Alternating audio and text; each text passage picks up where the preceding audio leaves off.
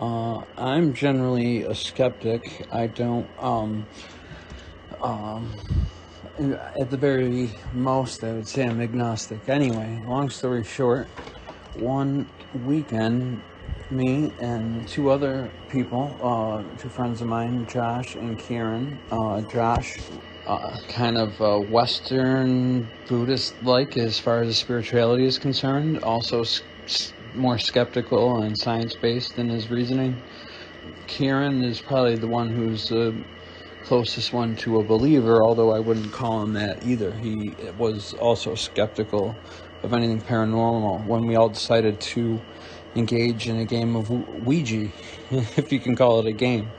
I guess it's a seance. But anyway, we did our research, and we're all three of us in our separate ways are academics, so we researched how to protect ourselves, and we had all these tools that we had researched and found out how to properly go about doing this. So we did it at Kieran's parents' house, and this is significant because his dad is a Catholic deacon who gives last rites. He works at a hospital, and his main job is to give people their last rites. And to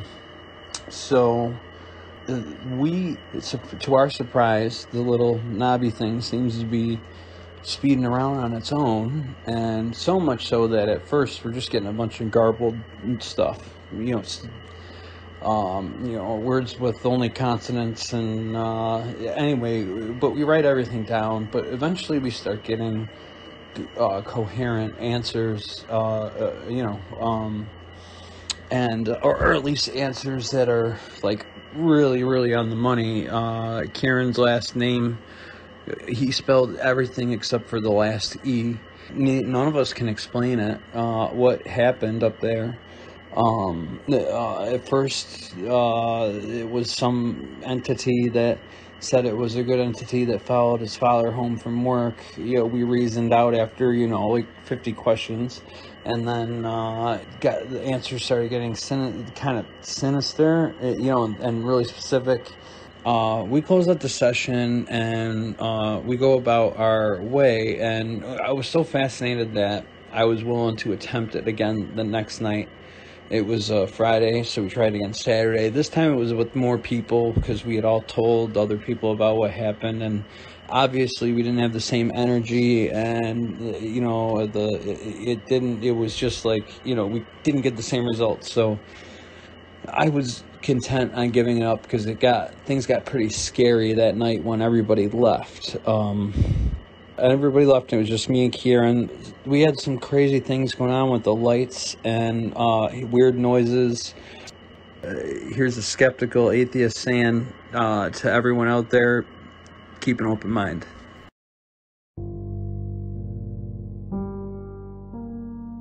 During the late 80s, after a divorce, I moved back to my parents' house for a period of time, as some people often need to do. And I was seeing an old high school girlfriend of mine at the time for a while. She'd stay over from time to time.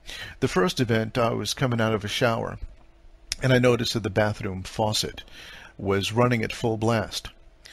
Now, my parents' water pressure is real strong in their house. If I need to use the bathroom sink to wash my hands or my face, I'll turn it up to the water pressure that I need, which is just a trickle, wash my hands, and then turn it back off. I came out of the shower, and the water was full blast. Oh, it just sort of left me scratching my head, saying, well, did I leave it on? Did I turn it on and absent-mindedly go into the shower and then just forget?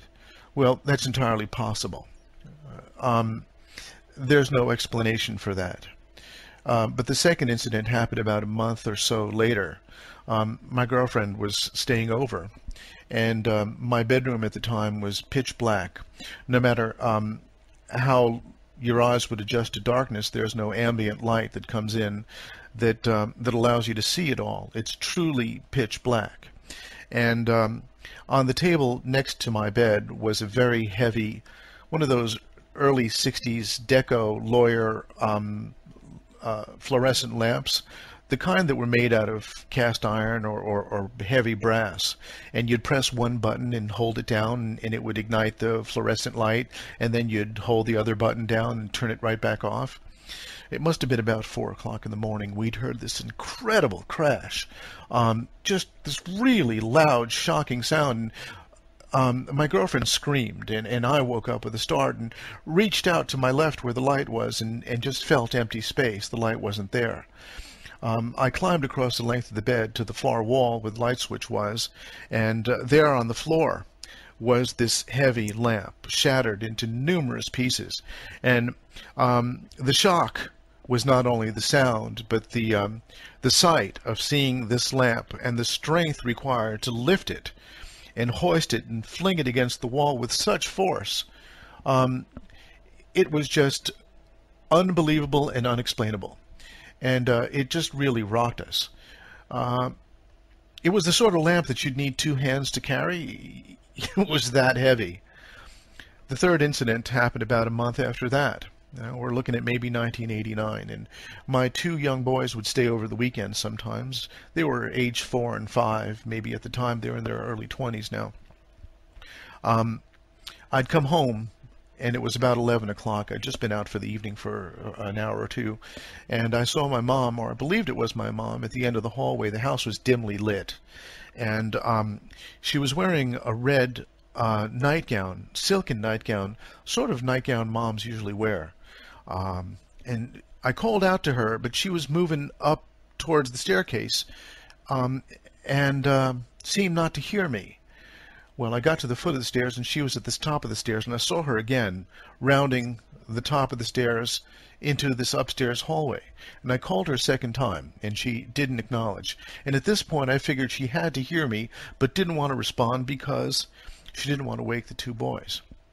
And I got to the top of the stairs and saw her moving into the bedroom. Now, I imagine you know where this is going. I followed her into the bedroom, and I found myself standing in an empty room. And just like I've heard many times on your show, my arms were all goosebumps and the prickly hairs on the back of my neck. My blood just ran cold. You know, it's that moment where you feel like you're either going to faint or you're going to stand there because it just defies your senses. You know, you saw what you saw, you know, but then what you saw wasn't what you saw. And I just stood there, and sheer terror suddenly shifted to rage because maybe of an instinctive protectiveness of my 2 boys, maybe because of a perceived threat or mischievousness on the part of whatever it was I followed into that room. But I suddenly just stood there and said, "Don't F with my kids." And of course I'm editing myself a little bit, but I said it 3 times, and as forcefully as I could. And I picked up both of my boys, and I carried them to the bed I sleep in, and they slept with me that night. But it was certainly a dialogue between me and whatever it was that had me follow it. These 3 events are really beyond my explanation. And the other day I was talking to my mom on the telephone, and she was kidding about how the television still turns itself on every evening. My parents leave it on channel 26. And it turns itself on and shifts to channel 7. I've heard a similar email read about this subject in one of the other podcasts, and the way I see it is whatever ghost is haunting my parents' house prefers channel 7 to channel 26. My mom had gone to a medium, a spiritualist in Brazil, who told her that there's a spirit residing in a mirror that my mom had acquired from one of the properties that she owns. Man had passed away and left a large wall mirror behind, and my parents moved it to their new house. And I don't know, I've never heard the word malevolent used for people. It's always used in the case of spirits, but whatever's in my parents' house is mischievous and mean and just cantankerous. Malevolent.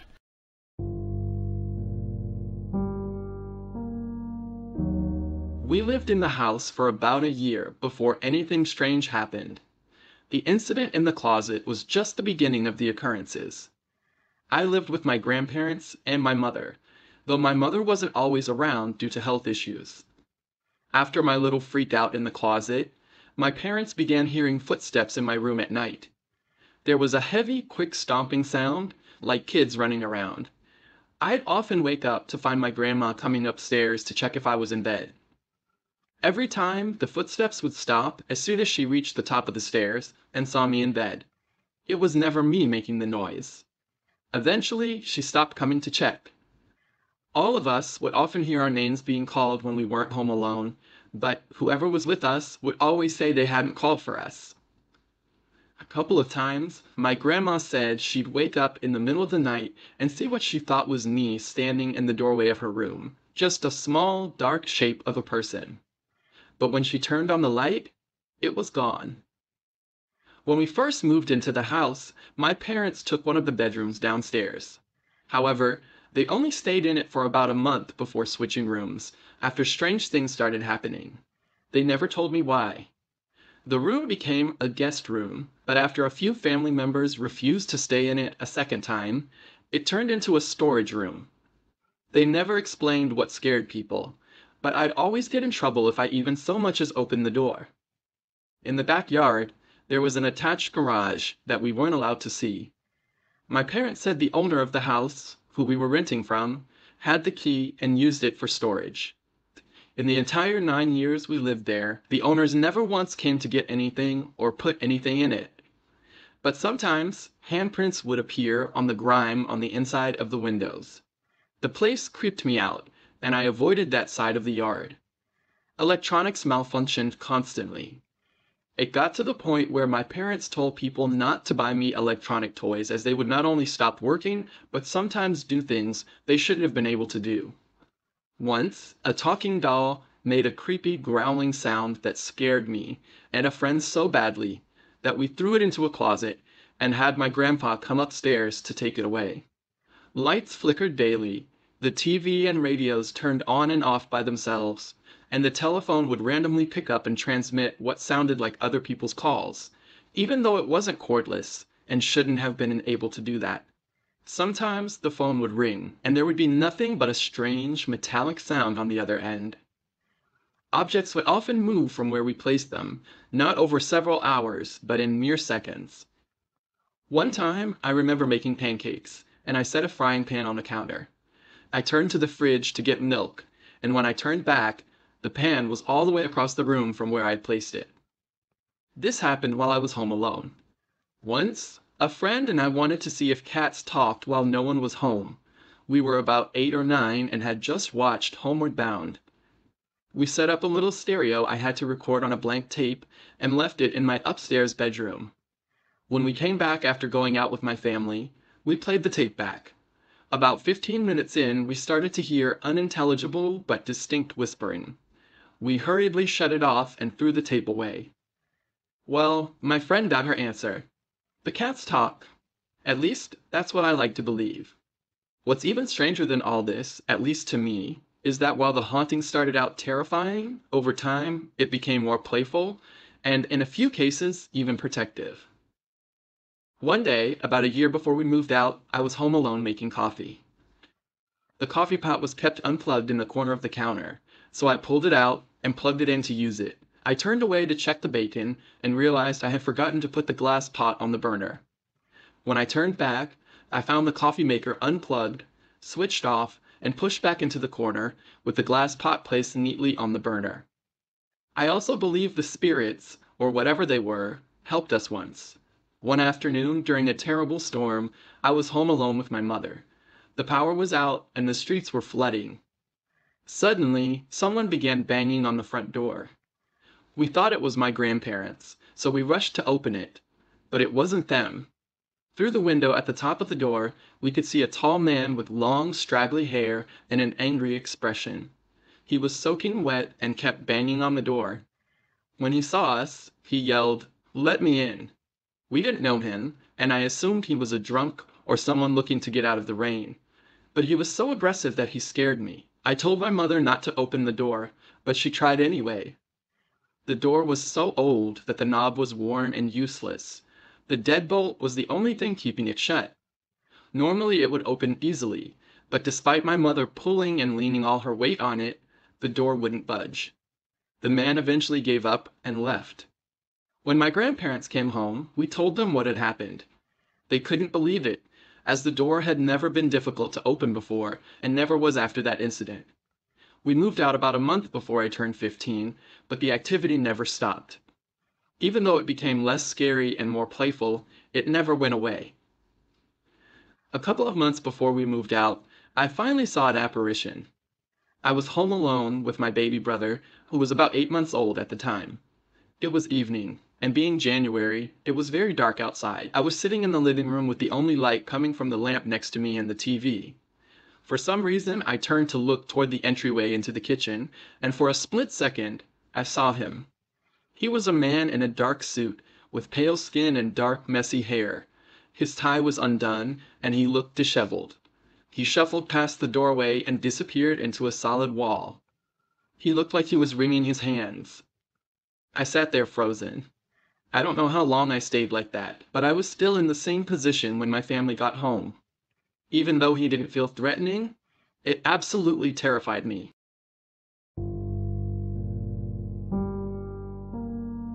One night, while sleeping in my parents' bed, I woke up in the middle of the night, something I rarely ever did. As I lay there, I began looking around the room, and my gaze happened to fall on the giant circular mirror hanging on the wall beside the bed. In the reflection, I saw a woman. Her face was obscured, either by a veil or very long, thin hair, making it difficult to see her clearly due to the darkness. However, there was no doubt that someone or something was there. I remember staring at her in fear for what felt like an eternity, frozen and unsure of what to do. The next day, I tried to see if something in the room could have cast a shadow, but nothing had been moved, and the woman never appeared again. We lived on the second floor, so there was no possibility of anyone standing outside the window. Even if someone had been outside, the reflection in the mirror was much too close for it to have been anyone outside.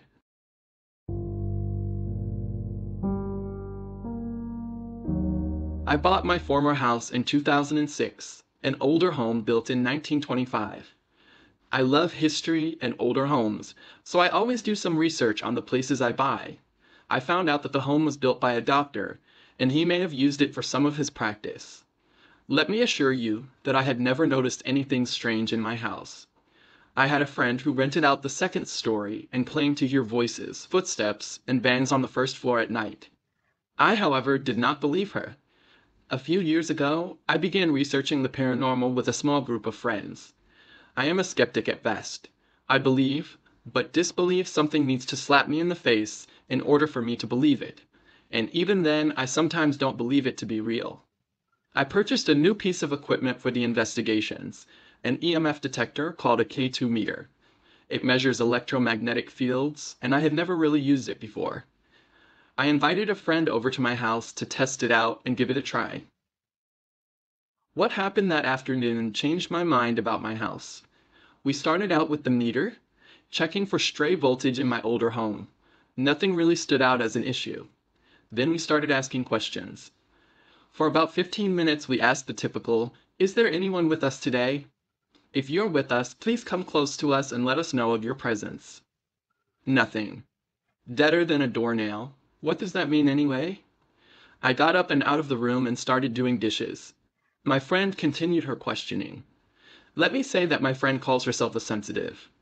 I typically call her crazy, but I digress. At some point in her questioning, she asked me to rejoin her. As she was starting to see the lights blinking in response to her questions, I joined her but said nothing. Over the course of about 45 minutes, asking yes and no questions, my friend determined that we were in the presence of a 65-year-old man who was a professional. She couldn't determine if he was a doctor or a lawyer. She also believed that his name was Charles. After sitting there in amazement, the lights started blinking less and less until finally they went off altogether. The conversation was over. I sat there, still in disbelief. There must be stray voltage in my house. A plane overhead was making the lights blink. The batteries were already weak and needed changing. All of those thoughts went through my head, even though we may have found out that the energy with us might have been a doctor. And even though the name was Charles, Charles was the first name of the doctor who built the house and had his practice there. I still didn't believe. Since the conversation was over, we began talking about work and complaining about the company that gave us a check every other week. At that moment, both my friend and I distinctly heard several steps go down the hall upstairs. The entire home had hardwood floors, and the hallway upstairs ran the entire length of the home, as did the hallway on the first floor. After 7 or 8 deliberate steps, a door slammed. I sat there, my jaw wide open. So was my friend's jaw. I, however, had tears welling up in my eyes. This had never happened before in my house. No one was upstairs. No one had lived upstairs for about a year. There had never been those types of sounds in my home, a building that never creaked and was built solid. "Who's upstairs?" my friend asked. As a tear rolled down my cheek, I whispered, "No one." Nothing happened in my home again for a few years. Then another friend, someone else who claimed to be sensitive, visited, and things happened again.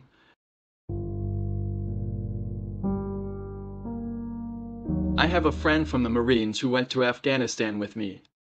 Every fall, we started camping together. On one of these trips, everyone had gone to sleep. I was lying down and started to doze off, and that's when things got weird. As I began drifting to sleep, I suddenly felt filthy, like I hadn't showered in months. It reminded me of Afghanistan, being on missions for weeks, unable to change or shower, sleeping in trucks. That level of grime. I felt a strong urge to get to the shower. I made my way to the master bathroom, which had a shower, bathtub, a separate toilet room, and a door leading to the closet. There was a long mirror over the double vanity.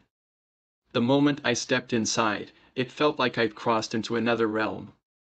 The floor was submerged in ankle-deep blood. The room was dark, illuminated by eerie red and white lights, and the decor had changed. Hanging upside down from meat hooks were at least a dozen bodies. The hooks were embedded in their calves, leaving their heads just a foot above the ground. Their blood was the reason I was standing in a crimson pool. But that wasn't the worst part. Winged, human-like creatures were feeding on the bodies. They were tearing into the flesh, sucking and biting at the gaping throats of the corpses. The only sound in the room was the sickening noise of feeding and dripping blood. Yet, despite the horror around me, all I could think about was needing a shower. There was no clear path to the shower, so I had to push the bodies aside.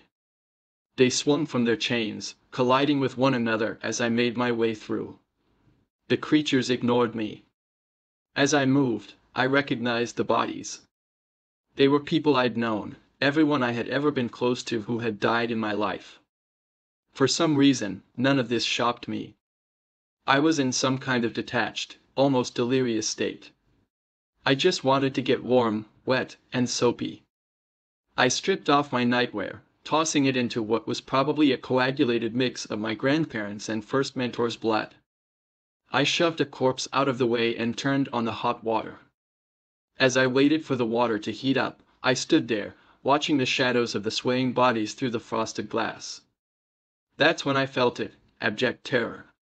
Something was watching me. I spun around, completely naked, and in the mirror, I saw her. A white hag. She was monolithic, timeless, both beautiful and terrifying.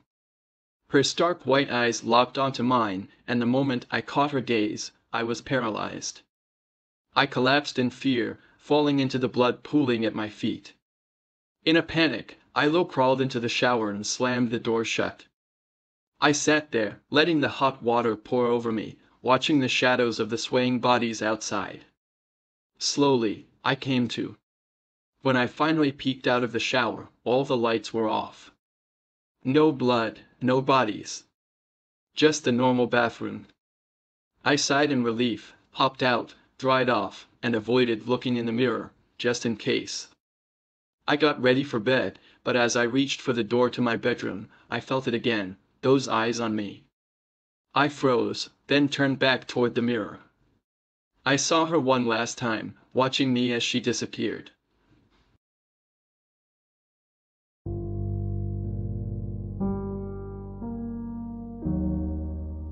When I moved into my new apartment, I noticed an old, dusty mirror hanging in the hallway. It had a foggy, distorted reflection that gave the place a creepy vibe. I was tired from unpacking, so I didn't pay much attention to it. That first night, as I walked past the mirror, I thought I saw a dark figure standing behind me. I turned quickly, but there was no one there. I laughed it off, blaming my exhaustion, and went to bed. Over the next few nights, I started avoiding the mirror. It felt like something was off, but I couldn't quite put my finger on it. I'd catch glimpses of movement out of the corner of my eye, but when I turned to look, nothing was there. I told myself it was just my imagination. Then, one night, I woke up to faint whispering. I sat up in bed, my heart racing, straining to hear. It seemed to be coming from the hallway. I got up, half convinced it was just a dream. As I approached the mirror, the whispering got louder. I looked into the glass, and there it was. A shadowy figure, barely visible, like a smudge in the foggy mirror. I blinked, rubbed my eyes, and it was gone. I backed away and covered the mirror with a sheet, trying to convince myself it was all in my head, a hallucination from stress or lack of sleep. But the whispers continued, low and faint, only at night. Now, every time I pass that mirror, I can't shake the feeling that something is still there, hiding just out of sight, waiting for me to see it again.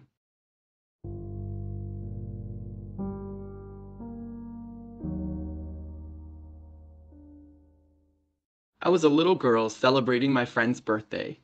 She always had a Halloween party to celebrate because that's when her birthday happened to be. She always talked about how her basement felt weird, and she didn't like staying down there alone. Well, having 10 or so 10-year-old girls sleep over on Halloween night isn't exactly bedroom material, so her mom and grandma set us up in the basement. There, we played those weird games like light as a feather, stiff as a board and stuff. Fun fact, I was the only one who we successfully levitated. I remember opening my eyes and I was damn near at the ceiling. It was spooky.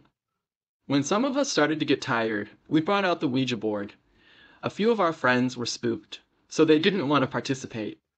We asked innocent questions like kids usually do. Who is the birthday girl going to marry? How old are we going to be when we have kids? Stuff like that. I remember I asked a question about myself, and it replied, dead, which was weird. Some of the girls got even more spooked by that. Then a girl screamed and said she saw something behind me in the mirror. We stopped after that. For a few hours, 3 of us, including me and the birthday girl, couldn't sleep. We weren't sure if the board was real or not, so we decided we'd try one more time while everyone else was asleep, thinking that since they didn't want to play, it'd be better that way. We were close to 3 a.m. What we heard is the witching hour. Remember here that we are about 10 or 11 years old, dumb, and have no idea what we're doing or who we're talking to. We asked the board if it could do something for us. We said that at 3:15 a.m., the girl who saw something in the mirror should wake up and say something to us. It was over 15 years ago, so I don't remember exactly what we asked this girl to say. All I know is we asked for her to look into the mirror and say it. 3:15 a.m. was about 20 minutes from when we asked the question. I remember us saying goodbye to the board and putting it away. The 3 of us were talking about how impossible our ask was when 3:15 a.m. hit. We knew it was 3:15 a.m. because her basement had a big grandfather clock that didn't ring anymore, but the clock function still worked. We were waiting and waiting, and right before the time changed to 3:16 a.m., it happened. This girl shot straight up out of her blankets and looked straight at the mirror with her eyes closed. She whispered what we asked her to say, then dropped back to her pillow like nothing ever happened. We all just looked at each other, frozen. No other girl that was sleeping stirred. None of them moved even 1 centimeter. We were so freaked out that we didn't sleep until the sun came up, and in October in the Midwest, that's pretty late. We got 3 hours of sleep tops that night. This was my first ever Ouija board experience, and it changed the way I viewed spirits forever. I still think about it and feel guilty that I basically asked for one of my friends to be possessed. Needless to say, don't ever do that. We lived in a rancher, and it had a spiral staircase that went down to the basement where my brothers and I kept our video games. There was a square wrought iron banister around the spiral staircase. I woke up really early, around 6 or 7 in the morning. I did that pretty often when I was young because I suffer from night terrors, so I was always ready to be up and out of my room. I distinctly remember that this morning I woke up early with the plan of getting in some Zelda on the N64. I have 4 older brothers, so video game time alone was precious. It was early enough in the morning that it was still pretty dark in the house. The sun was just starting to come up. As I was going down the stairs, I came to the apex of the staircase, where the longest part of the square banister was in front of me. Once I hit that point of the stairs, I looked up, and there was this terrifying-looking ghost staring back at me. I think it was just because I was petrified with fear, but we locked eyes and just stared at each other for a solid 5 seconds. I know it sounds cliché, but it felt like we were locked in a staring contest for hours. It was definitely a male and humanoid. He had jet black hair, kind of like a mullet haircut. His face and skin were as white as copy paper. His eyes were extremely red, not unnaturally demonic red or anything, just extremely bloodshot. And they stood out even more due to the whiteness of his skin. He was completely still, didn't move a muscle or say anything. He was perfectly still, but had this huge grin on his face, and he was looking directly at me. For anyone who has seen the movie Insidious, he had the same unnerving grin that the spirits in the kid's house had in the scene when he first ventures downstairs while astral projecting. Just this huge, terrifying grin. The fact that he had the high ground and was looking down on me scared me even more. I eventually broke his gaze, sprinted downstairs, and slid under the couch. I probably waited at least 15 minutes before having the courage to look to see if he was still there. Once I saw the coast was clear, I booked it back to my room, which I shared with 2 of my brothers, slid under the covers, and waited for everyone else to wake up. It was months, if not years, before I told my family, because I almost didn't believe it myself. Our house being haunted was an open topic of conversation, because stuff just happened all the time. But no one else in my family had described anything like that, so I assumed they wouldn't believe me. It wasn't until 11 years later that one of my other brothers had an encounter with the same spirit.